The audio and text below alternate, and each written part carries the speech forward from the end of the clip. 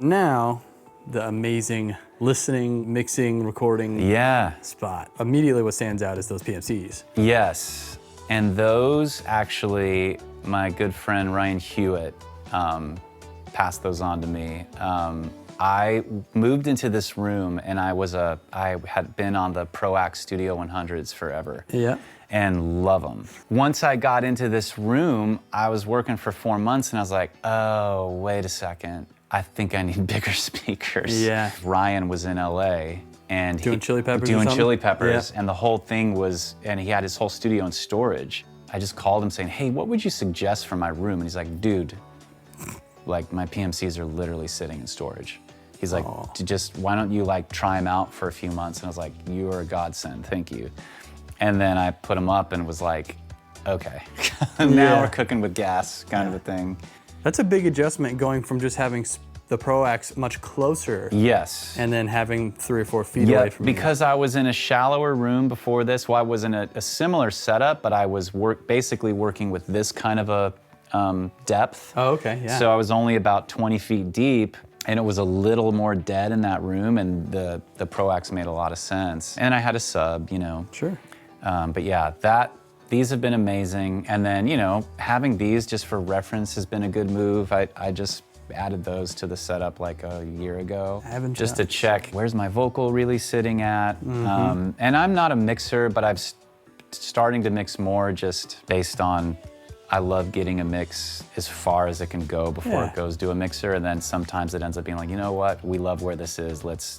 It's at the 2-yard line. Yeah. Let's put it over. Sweet. And then you've got the output desk and the sidecar. Yeah, you know, that's new too. I just kind of was using like an old work desk. It was like a crafting desk. I was gonna have somebody custom make a desk, and I was like, you know what? I just like how it's set up.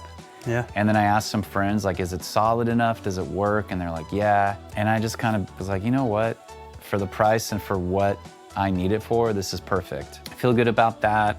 This is pretty much my vocal chain 90% of the time is the 1073 into the Retro 176. Yeah, those BAEs are fantastic. Those are great. That was my very first pre that I ever bought, and I just kind of saved up at that. Gosh, I probably had that since 2010, and it's just been unbelievable.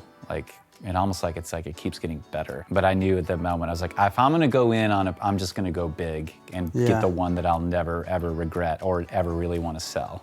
And is this the Master Bus thing, the 52? Yeah, and that's newer. It's a diode compressor, and I've really loved that, running it parallel. Like, one thing I've done is run the R88 as an overhead on the drums and run it parallel. I've sent the Coles through it on the piano. I really, really like it. It's like the perfect amount of coloring and just has that Neve sound. And then the retro compressor, right? Yes. What is this called? What's It's just the 176. 176, okay, nice. That was like that one thing that was just night and day when I got it set up, especially with vocals and bass and drums, but like, oh my gosh, the vocal difference is just huge. Crazy. That's fun, dude. But are you still using the 17 on vocals? I do, yeah. Yeah. Still through the BAE and the retro? Exactly. Yeah, that's a dangerous change. It is. It's like, it's instantaneous. You're like, okay. And then here we have a couple of the Retro 500 series, which I really like right now. Those are tubes, so right now all my synths are going through that. I don't know if this is MAG or MOG. It's like Moog or Moog, whatever. It's MAG. Is it MAG? You got them both wrong. No, that's great. I love, that's actually been really cool on vocals as well. You have the air gain and everything. You can kind of boost those higher frequencies. And then I've been really impressed with the Neve, the Rupert, the 511. Oh, cool. I really like the way it sounds. Heck yeah. What are you using it on? Right now, I don't think I have it on anything right, but I was running the 440 on the drums through it, and I really dug it because you can add this texture, the silk here. Which is just nice kind of for that upper mid boost as well, or just kind of saturation. And the burls on the Coles? The burls are, and I've had those for a while, and I've really loved those. How would you describe those? Are they more transparent, or are they fatter? I think they're fatter. They're like, they're more fat to me, and they do have a color, and it's kind of just more of that thicker buttery thing. Yeah. I've actually really liked those on drums. I've done the 88 as an overhead on those. And then of course, you know, the 512s are just loud and good. Oh yeah. So those have been great. Got a 165A, that's pretty rare in a home studio. Man, I love this so much. I got it because of drums, because I've worked with an engineer in town named Logan Matheny, who's incredible, and he turned me on to this. And it does this thing, like for snare drum or overhead, there's that snare sound, and I can't describe it any other way, where you get enough in and out on the compression where it sounds almost like a beatbox. Oh, it's okay. like a, it does that thing where there's like, it pushes that tone, and you can even EQ it after that and push that like 120, 150 where it hits you in the chest.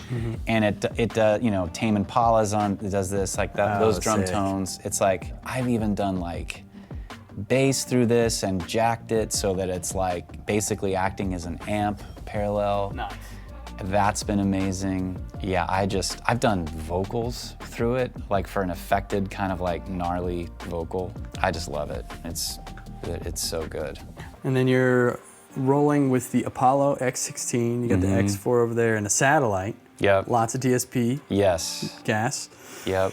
And I see you got Ableton Live open here. Yes. Tell me about that. Is that what you're rolling on mainly? I roll that on that mainly. I started in Pro Tools, and then as I got more into writing and production, I love how quick and intuitive and inspiring Ableton is. It's just so easy for me, like the way the MIDI is set up, the way it's integrated. Like any DAW, there's totally annoying things. Yeah. There's like if this was just 10% more like Pro Tools, it'd be perfect. And then if Pro Tools was like a little bit more like Ableton, it'd be perfect. But Sure. basically the way that it's just recently come down to, my workflow is from inception of a song, it's Ableton till about 80%. Because I mix as I go. Okay. And then if I'm mixing it, Yeah.